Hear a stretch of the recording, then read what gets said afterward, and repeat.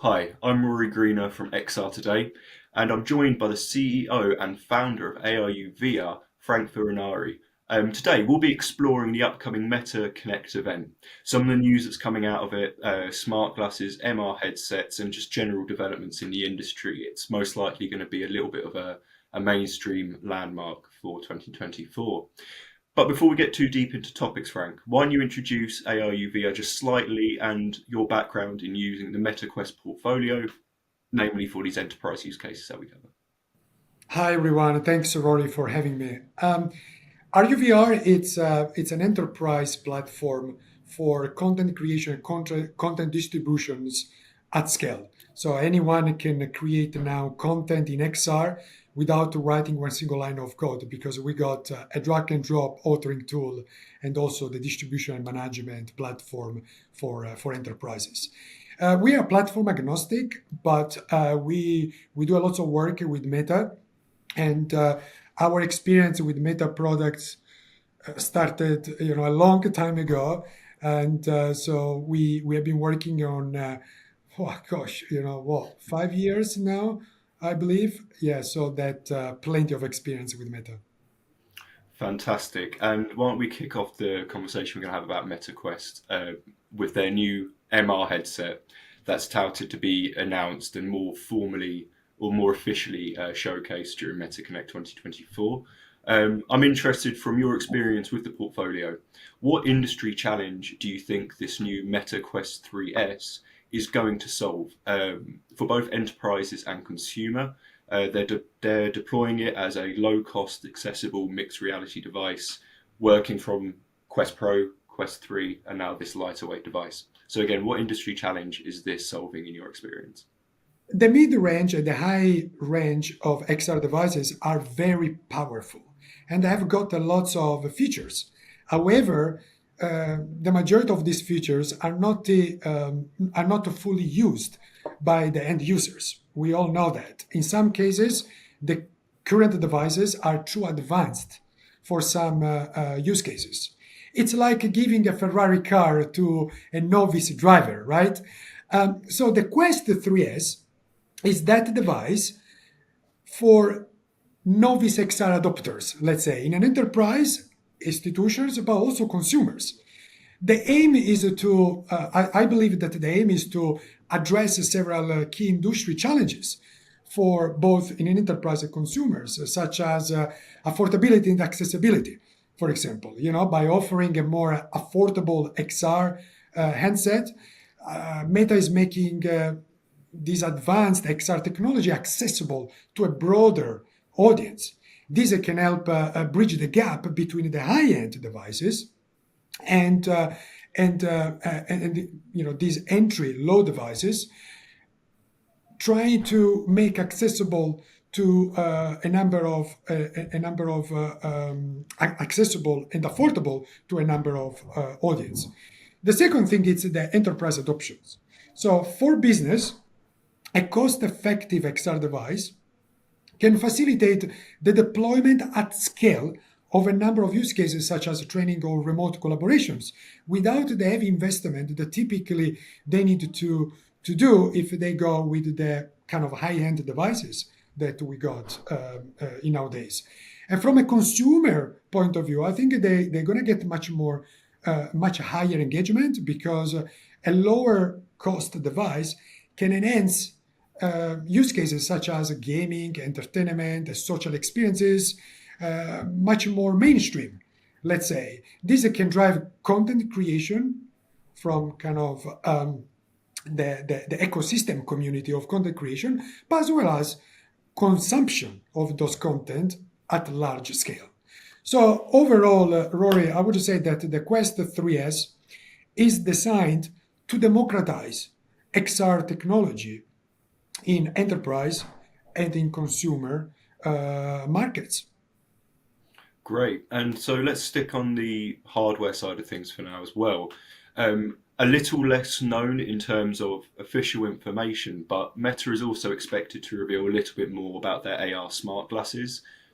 Historically, over the past 2 years, they've just rolled out slight little bits of information here and there. But we're going to probably touch on a few of the same topics you just mentioned. But based on Meta's current success also with the Ray-Ban Stories device, a very light AR device, but a lightweight, accessible, user-friendly introduction into XR, as you say. Um, Based on that success, based on their current push towards accessible XR devices, where do you feel that smart glasses are going to gain a further traction in the second half of the decade? And perhaps is that why Meta's jumping on that train also? Well, that is a really good point. I mean, we don't know much um, up until now what is going to happen at the Meta Connect next week, but we all know that the Meta's Ray-Ban smart glasses have indeed been more successful than expected. You know, this success, it's combined this success that they had with the upcoming high fidelity AR glasses and the addition of advanced AI engines can make the whole story very, very compelling, for this hardware. There are a number of factors, that it's still early days for they called smart glasses, but eventually they will call cognitive glasses because, as I said, the technology is improving in terms of length, in terms of physics.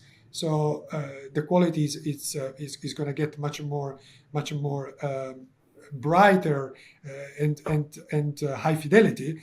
But also, I think that the really trick here is the entry of AI, the combination with AI and smart glasses. Because I think, is the missing technology that AR glasses were waiting for. Because AR glasses, it's hard to interact with them, right? You cannot use properly your hands. You don't have remote controllers in your hands. So the only way that you can interact with them is by voice. So now having AI engines on those devices will make the whole usability very easy to use, and therefore, consequentially, the use cases and the application will be much broader, much wider than what we got today. And you're right; it's important for smart glasses. It's important the design. In fact, I believe that the Ray-Ban smart glasses has been very successful is because they're using an Italian brand, an Italian icon already existing. They're not creating something new. So design is important because people needs to put those hardware in their faces, and therefore to summarize, the combination of a high-end AR physics technology with AI engines and design will have a really bright future, these devices.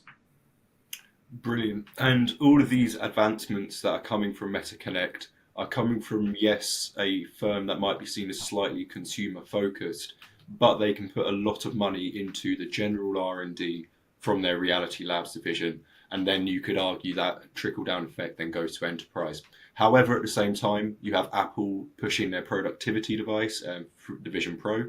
And then you got soon individuals like LG, Samsung, and Sony all bringing out new devices in the coming months.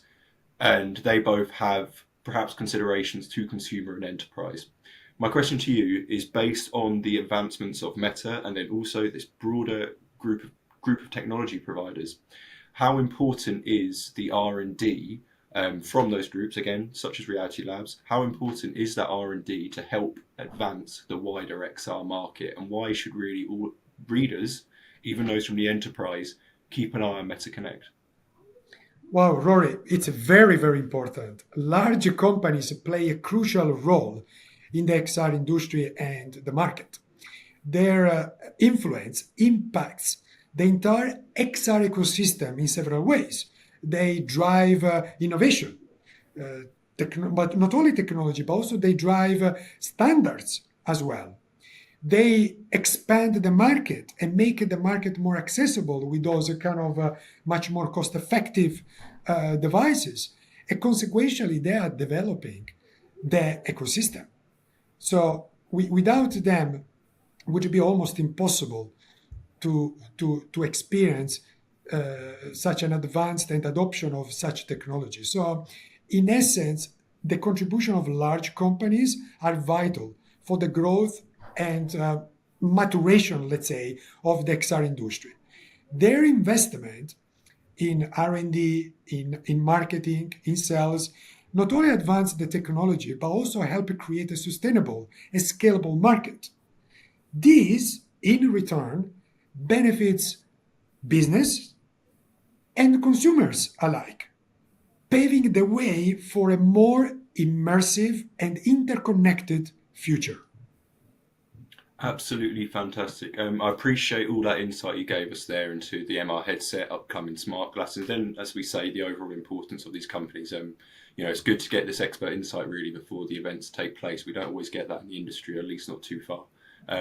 So for those wanting to learn more about ARU VR, what you're doing, what you've done, and what you can offer to potential new clients, what's the best way for audiences to reach out to learn more? They can go to our website, which is ruvr.com, or they can drop us an email at info@ruvr.com. Fantastic, great. Thank you so much for that, Frank. I appreciate your time today. Thank you for having me.